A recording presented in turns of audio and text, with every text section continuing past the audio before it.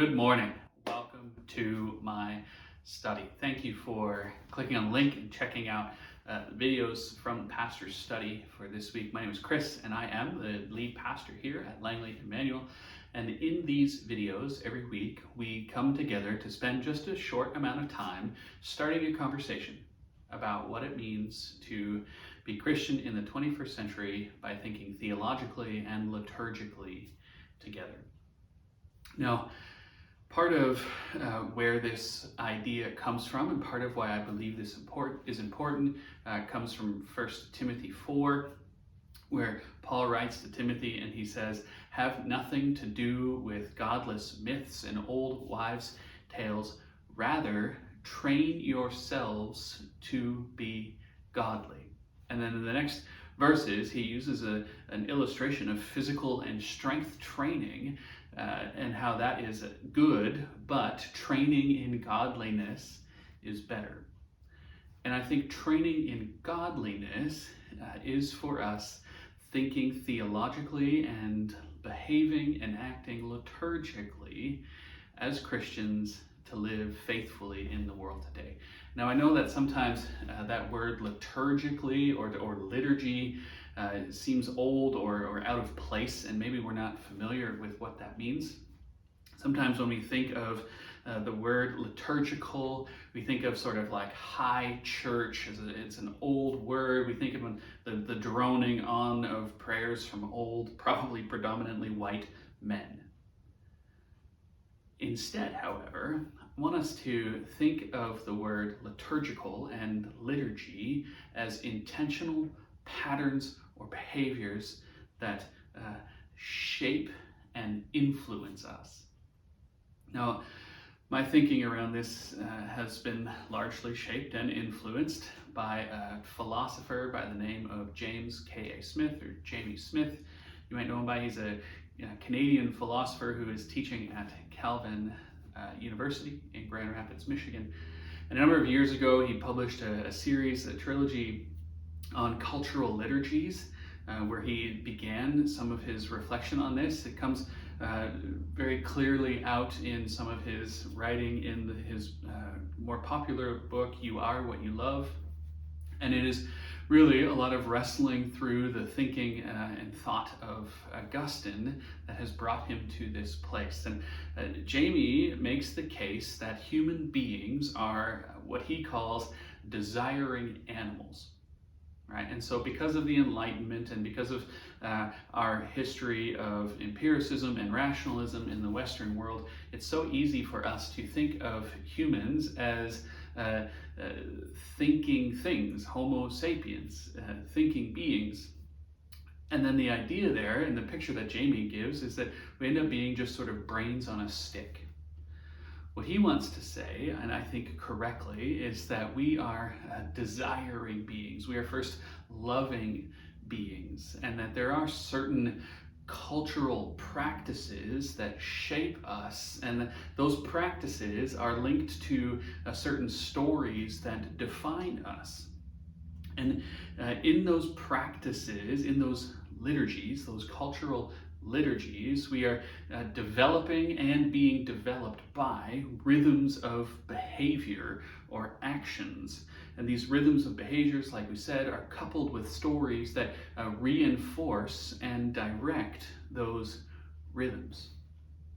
And so for us as Christians living in the world, the challenge is first to recognize the multiplicities of ways in which we are being shaped by these various cultural liturgies, whether it's of consumerism or individualism or whatever the case may be. There are stories and there are behaviors that reinforce those stories that we have bought into. There's a story that's told by Mike Cosper. And I think he gets it out of the writing and teaching of Charles Taylor, Canadian social philosopher, Catholic social philosopher. And in this story that Mike Cosper tells, there are these two young fish who are swimming through the ocean and they come up to an old fish who is swimming towards them. That old fish looks at the two young fish and he says, "Hey boys, how's the water?" And the two young fish swim away. They sort of shake their heads as fish are wont to do, and they look at each other and they go, "What's water?" That's the point, or part of the point, that Jamey is making and others have made about the way these certain cultural liturgies shape us and influence us, the way these certain stories and narratives have impacted our lives, such that we can't even see them. It is the water we swim in. And so as Christians, we are developing tools and skills to sort of re-narrate our lives. To use the fish analogy, to sort of identify the water, right? And to see what it is made of. And as we re-narrate our lives, this is what I'm calling in these videos the sort of process of thinking theologically about what it means to be Christian in the 21st century. But as well, not only do we need to re-narrate our lives, that is to tell ourselves the true and better story, to find ourselves rooted in the gospel of God's creation and our rebellion, in the story of how God chose a people in Abraham and Israel and began to speak words of hope and promise to them, and how the culmination of his promise is in the coming of Jesus Christ, our Savior, who lived the life I should have lived and died the death that I deserved, and that this same Jesus, as fulfillment of all God's promises for kingdom come and kingdom coming, was raised 3 days later and has won victory over sin and death. And now Jesus has ascended to the right hand of the Father, and we live as the church in an age of new promise, in an age of new creation, in an age where we are waiting for Jesus to return, his kingdom to be established in its fullness, for the new Jerusalem to descend. And as we wait, we live in service to our King and Lord. That's the story that we need to re-narrate ourselves into the midst of, as we have all of these competing stories and these competing rhythms or liturgies of behavior trying to pull us away into different waters. And so, as we think theologically and we think liturgically, we behave liturgically, we are to establish new rhythms of behavior and actions, right? If liturgies are intentional patterns or behaviors that influence us and shape us as Christians, we need a series of new rhythms. Recently, I met and have been reading some work by a gentleman named Charlie Mayo. He's connected to the Surge School of Missional Theology that I'm doing some training with right now.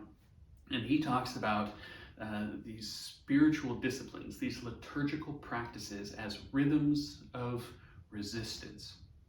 Now, Charlie will say that he gets some of his thinking on this from the book by Rich Villodas called The Deeply Formed Life. But in there, we are identifying behaviors and practices, liturgies, that will shape us to re-narrate ourselves and shape our patterns of behaviors. And I want to identify some of those things with you. And I'm going to actually share a quote with you from Charlie, because I think it's powerful to see these contrasting stories held up together. Charlie says, "In a consumeristic, overfed, never enough Amazon culture, fasting is an act of resistance. In a loud, noisy, distraction economy culture, silence and solitude are acts of resistance. In a quick fix, ahistorical, personal and institutional forms of racism and other forms of hate in our society and culture, lament is an act of resistance. In a hyper-individualistic, anonymous, self-love, you-do-you culture, community is an act of resistance. In a nationalistic, party-over-country, outrage and aggressive culture, worship is an act of resistance. In a power-hungry, success-oriented, appearance-driven culture, confession is an act of resistance. And in a rationalistic, data-driven, scientific method-dominated culture, prayer is an act of resistance. And in a 24-hour, restless, work-addicted, anxious presence culture, Sabbath is an act of resistance. You see, spiritual disciplines, classic, historic, spiritual disciplines, liturgical acts of Christians for the millennia of our shared existence together, are these rhythms of resistance in a world that is seeking to overwhelm us and pull us in so many different directions. A number of years ago in my own personal spiritual life, I was challenged in this regard. And as a result of that challenge, and as a result of my own faith journey and being formed in these acts and rhythms of behavior, these liturgies together, I have adopted the regular practice of solitude.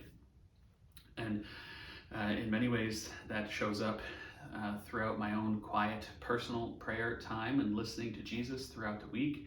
But I try to build into that practice also larger and longer form experiences of solitude, where I will go away for a weekend, either into the bush or on a canoe trip or to a retreat center, and I will spend time, 3 or 4 days, in silence listening to God. And the very reason I picked solitude, the very reason I gravitated towards that, or was drawn towards that, is because solitude terrifies me. Being alone with God scares me. And instead of being ruled by fear, I wanted to maybe try to experience what it might be like for the perfect love of God to drive out that fear. And so I put myself in the place where fear would come. One of the reasons solitude and silence scares me is not only because I'm a verbal processor and I like to think things out loud and in community and figure that out together, but because every time I have intentionally practiced silence and solitude, God has spoken clearly. Major life changes and circumstances for me have been directed by God speaking clearly and loudly when I took the time to stop and listen.